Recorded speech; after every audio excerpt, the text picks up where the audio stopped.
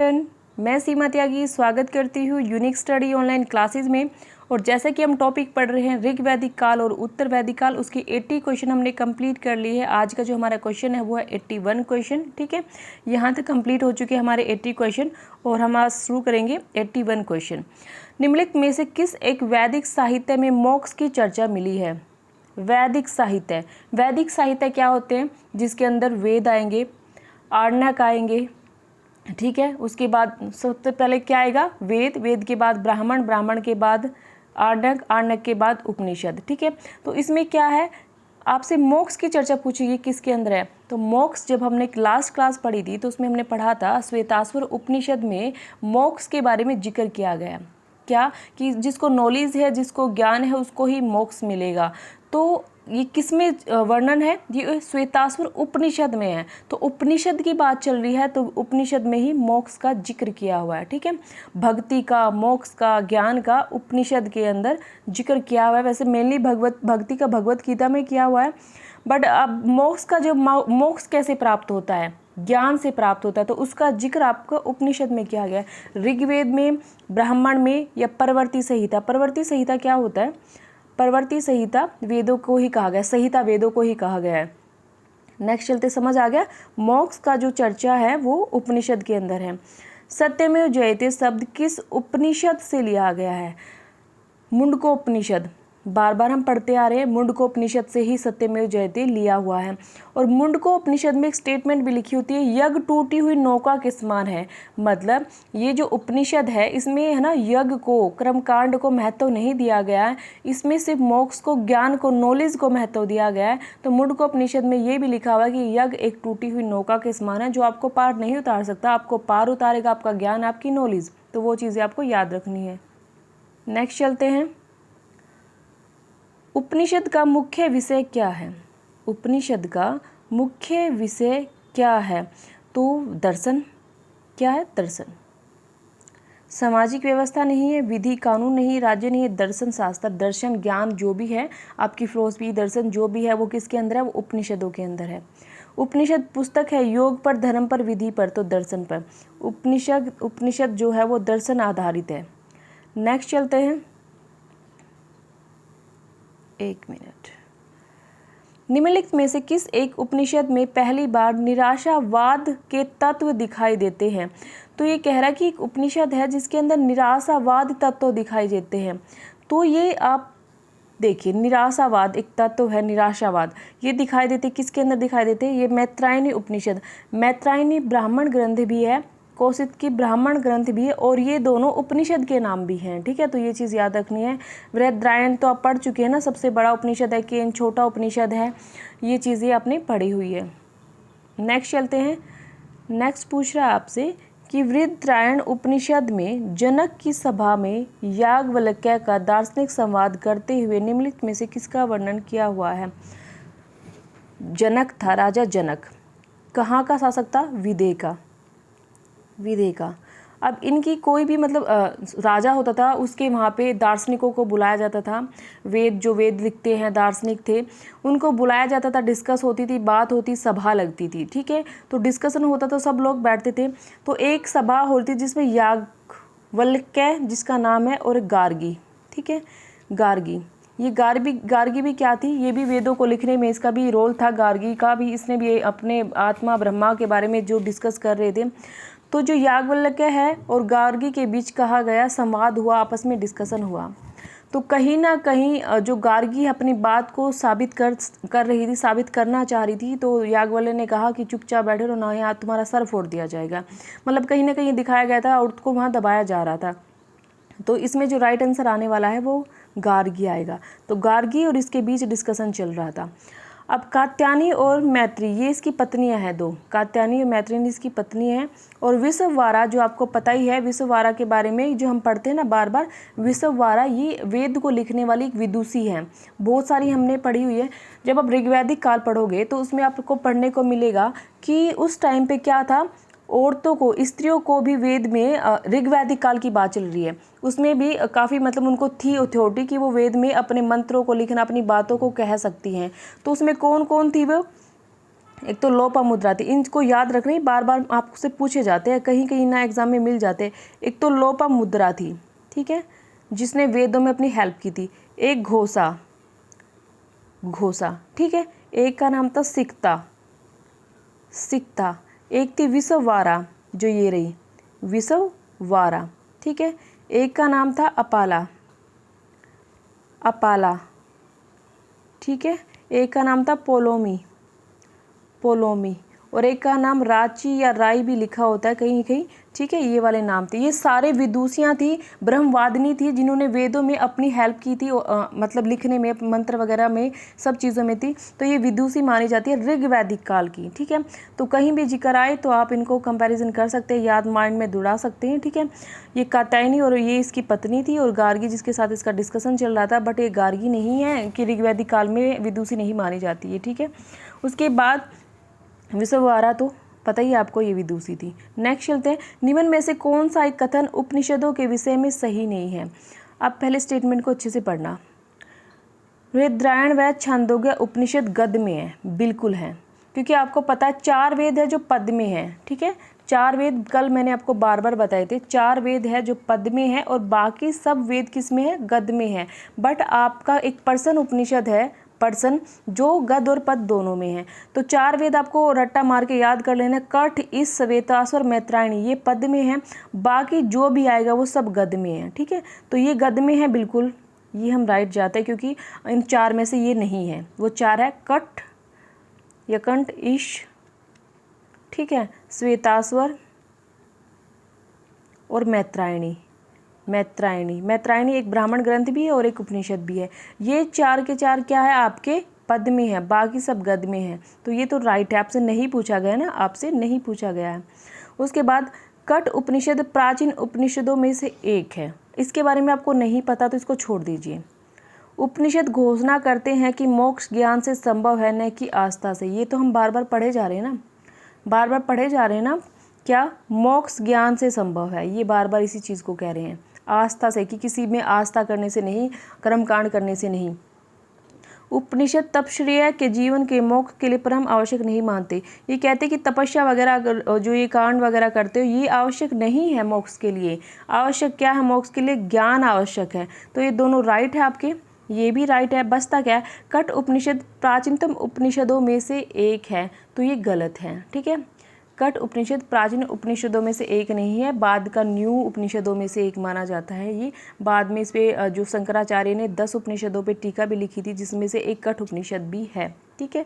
Next चलते हैं, ऋग्वैदिक में उल्लेखित प्रसिद्ध 10 राजाओं का युद्ध किस नदी पर होता है। तो ये तो आप सभी को पता और बार बार रिपीट होता रहता है कि जो 10 राजाओं का युद्ध है वो पुरुषनी, या इसका दूसरा नाम क्या है, रावी नदी पर होता है, जिसको दासराग युद्ध बोलते हैं, जो सुदास और किस किस के बीच होता है, 10 राजाओं के बीच होता है, जिसमें 5 आर्य और 5 अनार्य थे। और इधर सुदास था जो भरत वंश का था, और सुदास की विजय होती है, ये 10 राजा हार जाते हैं। ऐसा कहा जाता है इस भरत के वंश के नाम पर ही देश का नाम भारत पड़ा। नेक्स्ट चलते हैं, वैदिक काल में निष्क शब्द का प्रयोग किस आभूषण के लिए किया जाता था। निष्क जो शब्द का प्रयोग है वो किसके लिए किया जाता था, सोने की चीज़ों के लिए, सोने के आभूषण, सोने का ढेर, गले का कुछ पहनने का। बट बाद में इसका जो प्रयोग है वो सिक्के के रूप में, बाद में हम चलेंगे ना, आपके मौर्य काल, गुप्त काल में निष्क एक सिक्का होता था, ठीक है, निष्क एक सिक्का होता था। नेक्स्ट चलते हैं, अपाला आत्रेयी के मंत्र किस में संग्रहित है। देखो अभी अभी हमने डिस्कस किया है, तो अपाला, अपाला क्या थी, आपको पता है ऋग वैदिक काल की एक विदुषी थी, और ऋग वैदिक काल में सिर्फ ऋग्वेद की ही रचना हुई थी। तो ऋग वैदिक काल में ऋग्वेद की रचना हुई थी, तो इसके मंत्र कहाँ मिलेंगे, तो ऋग्वेद में ही इसकी जो मंत्र है मिलेंगे। नेक्स्ट चलते हैं, ऋग वैदिक काल में निष्क किस अंग का आभूषण था। ऋग्वैदिक काल में जो निष्क है, जिसको हमने बाद में सिक्का पढ़ने लगे थे कि बाद में इसको सिक्के के नाम से जाने लगा था, बट ये बाद में एक सोने की चीज़ थी, और सोने का ढेर भी इसको कहा जाता था, या फिर एक आभूषण भी माना जाता था, जो गले के हार को भी निष्क कहा जाता था। नेक्स्ट चलते हैं, विदेह माधव का वर्णन किस ब्राह्मण ग्रंथ में मिलता है। विदेह माधव और गौतम राहुगण की कहानी है जो वो किस में मिलती है, वो आपके शतपथ ब्राह्मण के अंदर मिलती है, शतपथ ब्राह्मण के अंदर, ठीक है। शतपथ ब्राह्मण किसका ब्राह्मण ग्रंथ है, तो ये आपका यजुर्वेद का है, यजुर्वेद का, ठीक है। तो ये देखिए इसके अंदर क्या चीज़ें आपको सुनने को मिली है कि इसमें कहानी है कि इन्होंने एक वैश्वनार अग्नि, जो शांत ना होने वाली अग्नि को धारण किया था और उस अग्नि को लेकर आगे बढ़ते हुए गए थे। गंडक नदी पर आने के बाद मतलब पूरे जंगलों को जलाते हुए उत्तर वैदिक काल का विस्तार कैसे हुआ था, एक कहानी बताई गई थी जो शतपथ ब्राह्मण में लिखी हुई है कि ऐसे उसने अग्नि को धारण किया और आग का गोला आगे बढ़ता गया और वो पूरे जंगलों को नष्ट करता हुआ और वो गंडक नदी में, जो सदानीरा नदी है बिहार में, उसमें जाके शांत होता है और वहाँ तक उत्तर वैदिक काल का विस्तार होता है। तो ये कहानी कथा शतपथ ब्राह्मण में लिखी हुई है। नेक्स्ट चलते हैं, जिस ग्रंथ में पुरुष मेध का उल्लेख है वह कौन सा ग्रंथ है? पुरुष मेध का जिसमें जिक्र है वो शतपथ ब्राह्मण है, ठीक है। पुरुष मेध के बारे में इसमें जिक्र किया हुआ है शतपथ ब्राह्मण में। नेक्स्ट चलते हैं, जंगल की देवी अरण्यानी का प्रथम उल्लेख मिलता है। जंगल की देवी को बोला गया है, जैसे नदियों की देवी को सरस्वती बोला गया है, ऐसे जंगल की देवी को अरण्यानी बोला गया है। और इसका जिक्र कहाँ पे है? ऋक संहिता में, ठीक है। ऋक संहिता के अंदर, मतलब ऋग्वेद के अंदर है। और इसके बाद नेक्स्ट चलते हैं, नैतिकता भी बोला है, रीत वर्ड है नैतिकता, सॉरी, हाँ। ऋक संहिता मतलब ऋग्वैदिक काल में अरण्य का प्रथम उल्लेख मिलता है। नेक्स्ट चलते हैं, ऐतराय ब्राह्मण के अनुसार कहाँ के शासक को सम्राट की उपाधि मिली थी? मतलब ये वाला जो चारों दिशाएं होती है, बीच वाले के जो राजा कहते थे, यहाँ सम्राट कहा जाता था, यहाँ को सौराठ कहा जाता था, ठीक है, यहाँ पर भोज कहा जाता था, ये चीज़ें थी, यहाँ पे सम्राट था। तो ये काफ़ी इम्पोर्टेंट चीज़ मानी जाती है। तो ये आपसे पूछ रहा है, क्या पूछ रहा है कि जो आपका ऐतराय ब्राह्मण के अनुसार सम्राट की जो उपाधि धारण कहाँ के लोग करते थे? तो अभी जो मैंने आपको बताया है, यहाँ के क्या थे? सम्राट। यहाँ के आपके थे वैराज्य कहा गया, वैराज्य या गणराज्य, ठीक है, वैराज्य या गणराज्य, ये सम्राट थे, ये राजा थे, ये भोज्य थे। तो सम्राट आपके पूर्व की साइड थे, प्राच्य, ठीक है। तो राइट आंसर आपका प्राच्य जाएगा इसमें। उसके बाद नेक्स्ट चलते हैं, निम्नलिखित में से वैदिक साहित्य का सही क्रम लगाइए। देखिए हर एक चीज़ को, हर एक पॉइंट को बहुत ध्यान से पढ़ना होता है। सबसे पहले वेद आते हैं, वेद के बाद ब्राह्मण आते हैं, ब्राह्मण ग्रंथ जिनको इजी फॉर्म में लिखा जाता है, वेदों को इजी लैंग्वेज में लिखने के लिए ब्राह्मण ग्रंथ आते हैं, जो मैंने कल आपसे बहुत बार डिस्कस किए हैं ना, कि गोपद किसका ब्राह्मण ग्रंथ है, जैमिनी किसका ब्राह्मण कहते हैं, संखायन किसका ब्राह्मण ग्रंथ है। उसके बाद आर्णक होते हैं जिनमें हमें दार्शनिक चीज़ें, रहस्यमय, मेन तो याद रखना आपको, रहस्यमय घटनाओं का पता चलता है। जंगलों में जो आरण्य का मतलब होता है ना जंगल, तो जंगलों में जाकर रहस्यमय घटनाओं का पता लगाना। और उपनिषद में भी हमें दर्शन का पता चलता है, बट रहस्यमय जहाँ जिक्र आए वहाँ आर्णक होता है। तो स्टार्टिंग में सबसे पहला रहेगा वेद के बाद ब्राह्मण के बाद आर्णक। देखो कैसे याद करना, आपने वेद सबसे पहले लिखे जाते हैं, ये आपको पता है। उसके बाद ब्राह्मण, उनको इजी बनाने के लिए ब्राह्मण, ठीक है। बट आपको ये भी पता है उपनिषद मतलब जिनको वेदांत कहा गया वो सबसे लास्ट में लिखे जाते हैं। तो उपनिषद वेदांत सबसे लास्ट में लिखे जाते हैं कि वेदों के अंत में। बचा कौन सा? आर्णक है, थर्ड नंबर पे आर्णक आएगा। तो राइट आंसर जाने वाला है ए। गोपद ब्राह्मण संबंधित है, वो आपके अथर्ववेद से संबंधित है। जो ब्राह्मण ग्रंथ है गोपद आपके अथर्ववेद से संबंधित है, जैमिनी सामवेद से है, यजुर्वेद से शतपथ ब्राह्मण है, ठीक है, मैत्रेयी है, तैत्तिरीय है। ऋग्वेद से आपका कौन रहेगा? कौशितकी है, ऐतराय है, या कौशितकी को संखायन भी बोलते हैं, ठीक है। तो इसका जो राइट आंसर है वो सी जाएगा। गोपद ब्राह्मण किससे संबंधित है? वैदिक काल में ग्राम का मुखिया पूछा हुआ है, तो विस्पति तो काट दीजिए क्योंकि विष का मुखिया होता था, ग्रहपति भी काट दीजिए क्योंकि वो ग्रह का मुखिया होता था, गणपति भी काट दीजिए क्योंकि वो एक गण का होता था, ग्रामीणी बोल सकते हैं आपको उसको, वैदिक काल के जो ग्राम के मुखिया को ग्रामीणी बोल सकते हैं। ग्रामीण बोल नहीं सकते, ग्रामीणी ही कहा जाएगा क्योंकि वो ग्राम का मुखिया था, ठीक है। गोपति होगा तो वो राजा होगा, गोपति, ठीक है, पूरे उसका क्या बोलते हैं, उसका जन का। अयोध्या का उल्लेख सबसे पहले, ये चीज़ माइंड में रखना, आप सोचो कि महाभारत में किया, तो अयोध्या का सबसे पहले जो उल्लेख है, जब इसकी कहानी हम पढ़ते हैं कि अयोध्या का उल्लेख सबसे पहले कहाँ, इससे रिलेटेड किसका जन्म हुआ था अयोध्या में और कौन कौन था, वो सब चीज़ें आती हैं। तो ये आपका ऋग्वेद में मिलता है जिक्र। यज्ञ कर्मकांड का निरीक्षण निम्नलिखित में से किस पुरोहित के द्वारा, निरीक्षण कह रहे हैं, निरीक्षण किस पुरोहित का कार्य था? यज्ञ कर्मकांड का तो ब्रह्म का जो इनका निरीक्षण का जो आपको बताया जाता है कार्य यही था। ये अधर्व्यू है, होता है, उद्गाता है, ये किससे रिलेटेड है? ये वेदों से रिलेटेड है। अधर्व्यू किससे रिलेटेड है? ठीक है, अधर्व्यू किससे रिलेटेड है भाई? होता किससे रिलेटेड है? उद्गाता। बहुत इजी है, जब हम वेद पढ़ते हैं ना, वेदों के साथ पढ़ते हैं, तो होता या होत्र है आपका ऋग्वेद का पुरोहित। ठीक है, होता या होत्र आपका ऋग्वेद का पुरोहित है। देखिए, ये जब वैदिक काल पढ़ते हैं तो साथ साथ में हम ये भी याद करते हैं ना कि उनका पुरोहित कौन था। तो जो होता है ये ऋग्वेद का पुरोहित है। ठीक है, अधर्व्यू है जो आपका वो यजुर्वेद का है। उद्गाता है जो आपका वो सामवेद का है।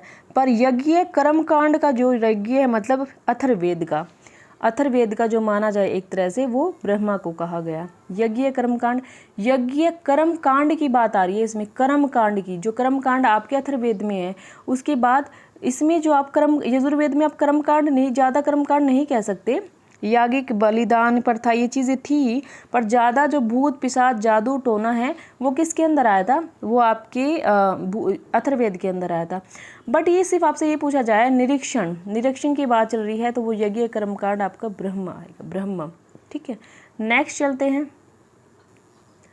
ये नहीं है कि आपका यागी कर्मकांड नहीं लिखा होगा, यागी कर्मकांड भी लिखा होगा, पर उसके आगे यजुर्वेद की चीज़ें ज़्यादा डेफिनेशन में दी होगी। तो बस राइट आंसर ब्रह्मा। नेक्स्ट चलते हैं, सूची 1 को सूची 2 को सुमेलित कीजिए और सूची वेदीय हिकूट का प्रयोग कीजिए। अब सुमेलित करना है, सुमेलित में आपको पता ही चल जाएगा, बट कई बार क्या होता है कुछ चीज़ें सुमेलित नहीं होती बट कुछ होती है, बट हमें ऑप्शन के साथ जाना होता है। ठीक है, पुरुष सूक्त, पुरुष सूक्त का जो जिक्र है वो ऋग्वेद के अंदर किया गया था। ठीक है, पुरुष सूक्त का जो जिक्र है 10वें मंडल ऋग्वेद में पुरुष सूक्त का बात चल रही है, 10वें मंडल में था, जिसमें नदी सूक्त, पुरुष सूक्त का जिक्र किया हुआ था ना, वर्ण का जिक्र किया हुआ था। तो वो किसके अंदर था? वो ऋग्वेद के अध्याय में था, 10वें मंडल में। उसके बाद हमें क्या पता है? गोपद के बारे में पता है। गोपद एक ब्राह्मण पाठ है। ठीक है, ब्राह्मण ग्रंथ कह सकते हैं, ब्राह्मण पाठ कह सकते हैं। वेदांत के अंदर आपको पता है निरुक्त को पढ़ते हैं आप, वेदांत निरुक्त को पढ़ते हैं। बच्चा कौन सा आपका? ईशोपनिषद। पर आपको 3 ज़्यादा पता है तो वो आप मिलान कीजिए और उसी के हिसाब से ऑप्शन में जाइए। पुरुष सूक्त का 5 है। ठीक है, पुरुष सूक्त का आपका ये है ऋग्वेदिक मतलब 5, तो पहले आपका जाएगा 5 पे। ठीक है, सेकंड छोड़ दीजिए, गोपद का जाएगा आपका फर्स्ट, गोपद का आपका फर्स्ट जाने वाला है। ठीक है, उसके बाद नेक्स्ट नहीं सॉरी गोपद का आपका जाएगा सेकंड। उसके बाद वेदांग का आपका जाने वाला है फर्स्ट। जहाँ पे ये वाली सीरीज़ आपको मिल रही है 5 2 1, तो कहाँ मिल रही है ये इसमें 5 2 1। बचा कौन सा? 4। तो ईशापनिषद का यजुर्वेद का एक अध्याय ऐसा इसमें कहा गया है, तो यहाँ पे आप 4 लिख दोगे। ठीक है, तो राइट आंसर जाने वाला है आपका ए, क्योंकि पुरुष सूक्त का वर्णन मैंने आपको बताया ऋग्वेद में है। गोपद है जो वो एक ब्राह्मण ग्रंथ है अथर्ववेद का। ठीक है, ये वाला राइट है। उसके बाद यास्क, वेदांग के 6 पार्ट है, जो निरुक्त भी उनमें से एक पार्ट है जो यास्क के द्वारा लिखा गया, ये यास्क लिखने वाला लेखक है, तो ये चीज़ें आपको याद रखनी। नेक्स्ट चलते हैं, ऋग्वेद के अनुसार में कौन टीकाकार सहायक है? अनुवाद में, ऋग्वेद के अनुवाद में। अब ऋग्वेद के अनुवाद में टीकाकार पूछ रहा है, तो ये आपका मेघातिथि कैसे हो सकता है? क्योंकि मेघातिथि को तो आप पढ़ते आ रहे हैं ना, मनुस्मृति। ठीक है, पाणिनि भी बिल्कुल नहीं है, पाणिनि की अष्टाध्यायी बहुत बाद में आएगा, पतंजलि महाभाष्य बहुत बाद में आएगा। तो बचा कौन? सायन। सायन इसका जो राइट आंसर है वो बी जाएगा। तो सायन का ऋग्वेद के अनुवाद के टीकाकरण में काफ़ी योगदान है। ठीक है, मेघातिथि का तो आपको पता ही है ना कि मेघातिथि ने किस मनुस्मृति का किया है, भारुचि है, मेघातिथि है। अपने पुरोहित के साथ विदेह माधव के पूर्व की ओर प्रव्रजन की कथा, बार बार यही पूछा जाएगा आपको। विदेह माधव की कथा, गौतम राहुगण की कथा, ये इसका जिक्र किस चीज़ में है? तो सतपथ ब्राह्मण में, सतपथ ब्राह्मण में इसका जिक्र किया गया। ठीक है, सतपथ ब्राह्मण किसका ग्रंथ है, मतलब किसका ब्राह्मण ग्रंथ है, वो चीज़ें आपको ध्यान रखनी है। नेक्स्ट चलते हैं, निम्नलिखित में से कौन सा एक वैदिक अनुष्ठान उन लोगों को जो ब्राह्मण वर्ग के बाहर थे इसमें प्रविष्ट करने के लिए किया जाता था? वार्त्यस्तोम, वार्ते स्तोम उनके लिए जो ब्राह्मण वर्ग से बाहर थे उनके लिए ये अनुष्ठान किया जाता था। कौन सा? वार्ते स्तोम। नेक्स्ट चलते हैं, सूची 1 को सूची 2 से सम्मिलित करना है। तो सूची 1 को सूची 2 से तो हम बहुत अच्छे से सम्मिलित कर लेते हैं। पहले आपको जो पता हो वो चलिए। आपको ऋग्वेद के बारे में पता है, और ऋग्वेद का सांख्यायन ये उसका ब्राह्मण ग्रंथ है, बिल्कुल है। सामवेद का इसमें दिखाई नहीं दे रहा, जैमिनी है। तो हम चलते हैं यजुर्वेद पे। यजुर्वेद का शतपथ ब्राह्मण है जो हम बहुत बार पढ़ चुके हैं, और अथर्ववेद का गोपद ब्राह्मण है जो हम बहुत बार पढ़ चुके हैं। बट सामवेद का जैमिनी ने नहीं लिखा, तो उसका मतलब है उसको तांड्यामय ब्राह्मण भी कहा जाता है। तो राइट आंसर है उसका ए। ठीक है, राइट आंसर क्या जाएगा? ए। मिलान करके देख लीजिए अच्छे से खूब, क्योंकि आपको सामवेद का पता है, यजुर्वेद का, अथर्ववेद का, ब्राह्मण ग्रंथ कल पिछली दो क्लासेस जो रिपीट हुई है शायद आपको याद भी हो गए होंगे। वैदिक ग्रंथों में प्रयुक्त श्रित, मतलब इस ये कह रहे हैं कि इसका क्या मतलब है, शब्द का क्या अर्थ है। तो इस शब्द का अर्थ है आपका नैतिक व्यवस्था से, नैतिक व्यवस्था से। गो अपहरण के प्रसंग में ऋग्वेद में प्रमुख रूप से नाम आता है गो अपहरण। ठीक है, गो अपहरण में पणियों का नाम आता है। पनिया मतलब ऋग्वैदिक काल में पणी एक व्यापारी हुआ करते और गाय को चुराया करते थे वे। ठीक है, मलेच्छ और जो निषाद है, मलेच्छ और निषाद है, इनको तो मतलब अछूत वगैरह माना जाता था। दस्यु या दासी उनको जो आर्य अनार्य होते थे उनको कहा जाता था। बट पणी थे जो गो का अपहरण, गो को चुराया करते थे, तो उनको पणी नाम से जाना जाता है। नेक्स्ट चलते हैं, ऋग्वेद में यदुजन का अधिकतर किसके साथ युग्म मतलब जोड़ा, कहते हैं कि जो यदुजन का जो किसके साथ जोड़ा बनता था, युग्म बनता था। तो देखिए ऋग्वेदिक काल में आपको पता है कि जन होते थे और उसके बाद में जनपद होने लगे थे। तो बाद में कुछ ना जोड़े बनाए जाते थे, छोटे छोटे जन थे और आपस में जो जोड़े बना जन मिलते थे आपस में, बाद में जनपद बनाए जाते। जैसे पुरु के साथ भरत मिला तो कुरु बन गया, तुर्वस के साथ क्रीवी मिल गया तो वो पांचाल बन गया, पांचाल। ठीक है, बट आपसे पूछा ऋग्वेद में यदुजन का अधिकतर किसके साथ युग्म बना है, तो अधिकतर जो यदुजन का है वो किसके साथ, तुर्वस के साथ बना है। ये आर्य थे भाई, अनु, ध्रुवा, तुर्वस, पुरु और क्रीवी। ठीक है, तो यदुजन का इनके साथ जोड़ा बनता था, तो यदुजन कहा जाता था। ठीक है, नेक्स्ट चलते हैं आप, ऋग्वेद में किसी मंडल का प्रथम सूक्त प्राय किस देवता के लिए है। ऋग्वेद में किसी मंडल का प्रथम सूक्त प्राय किस देवता के लिए है। ठीक है, तो अग्नि देवता के लिए। ठीक है, ऋग्वेद का जो मंडल है अग्नि देवता के लिए समर्पित है। ठीक है, ओके। अब इससे पूछा जाए आपसे कि ऋग्वेद में कितने मंत्र हैं, 10,580 मंत्र बताए जाते हैं। ठीक है, और सूक्त है 1028। तो जो इसका प्रत्येक मंत्र है ना, वो प्रत्येक मंत्र ऋग्वेद का अग्नि देवता को समर्पित है। तो कभी भी पूछा जाए कि उसका जो प्रत्येक मंत्र है किस देवता को समर्पित है, तो अग्नि देवता को ऋग्वेद का प्रत्येक मंत्र अग्नि देवता को समर्पित माना जाता है, या प्रारंभ माना जाता है, नोट समर्पित, प्रारंभ माना जाता है, प्रारंभ। ठीक है, जब स्टार्ट होता है कोई भी मंत्र पहले वो अग्नि देवता से स्टार्ट होता है, उसके बाद नेक्स्ट जाता है। राजसूय से संबंधित अनुष्ठानों का वर्णन कीजिए। राजसूय यज्ञ से रिलेटेड पूछ रहा है आपसे, कहाँ स्टार्ट हो गए थे भाई आपके राजसूय यज्ञ थे, वो आपके यजुर्वेद में। ठीक है, यजुर्वेद में।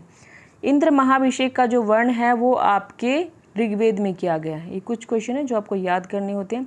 निम्नलिखित 4 वेदों में से एक जादुई माया और वशीकरण का वेद है, वो कौन सा है भाई, वो आपका अथर्ववेद है। ये तो आपको पता ही है, अथर्ववेद में कर्मकांड, भूत पिशाच, चमत्कार, सारी चीज़ें इसके अंदर आती हैं। ठीक है, ओके, नेक्स्ट चलते हैं।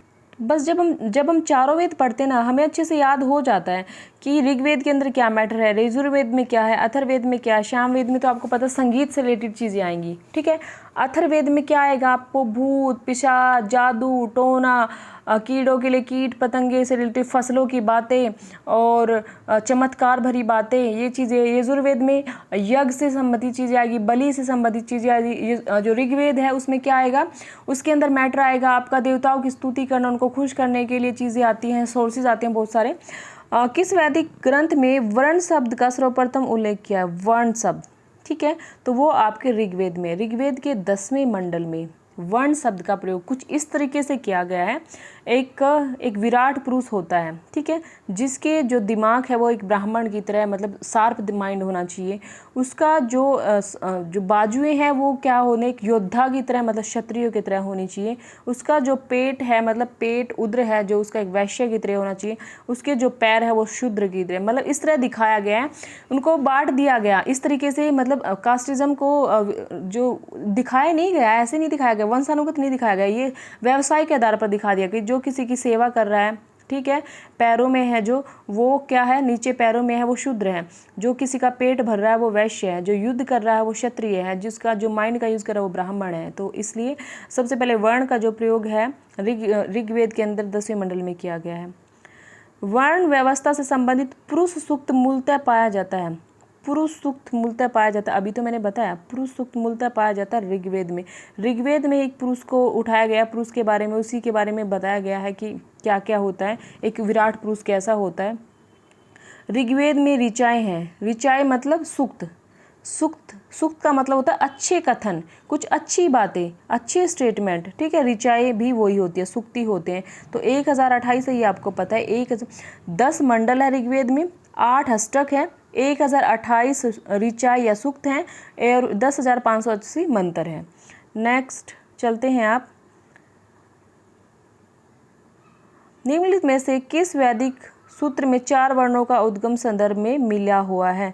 तो क्या कह रहा है कि 4 वर्णों का जो जिक्र है वो किस में मिला हुआ है? तो अभी तो आपको बताया था, पुरुष को ही डिफाइन किया हुआ है, पुरुष का दिमाग, पुरुष के बाजुएं, ठीक है, उसके पैर, पेट, तो पुरुष के अंदर, ठीक है।